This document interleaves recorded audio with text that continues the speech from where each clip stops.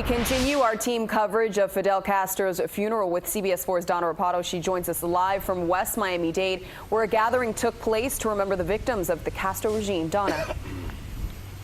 Yeah, that's right. This is the Cuban Memorial Monument here in Tamiami Park. And if you take a look behind me, there's some wreaths that were placed here at the bottom of the monument earlier today as the thousands of people who were killed throughout the years by Castro and his regime, whether it was people on the firing squad who opposed the regime or those who died as political prisoners, the very many people who died in the Florida Straits, all of them honored here today.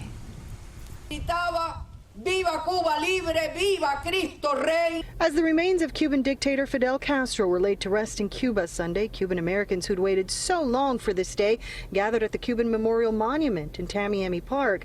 Here they honored the thousands of people the Castro's regime killed in the last 60 years, their names forever etched on these walls. Names like Mario de la Peña Jr., one of 4 men killed during a humanitarian flight over the Florida Straits near Cuba, the Cuban Air Force shooting down the Cessna February 24th, 1996.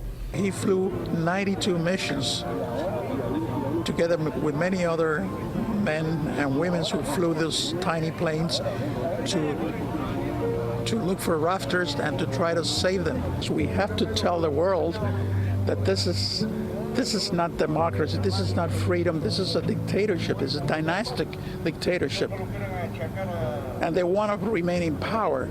Others, like Mr. Peña, told the crowd their stories, from loved ones executed for opposing the Castro regime to the thousands of political prisoners thrown in prison for 20, 30 years for speaking out, then died within those walls, and the thousands more who risked their lives on tiny rafts and rickety old boats in the deep, dark straits, praying to reach freedom, a short yet long 90 miles away, never making it alive. The Assembly of the Cuban Resistance here this afternoon honors each and every one of them, placing a wreath at the memorial symbolizing their commitment to a free Cuba.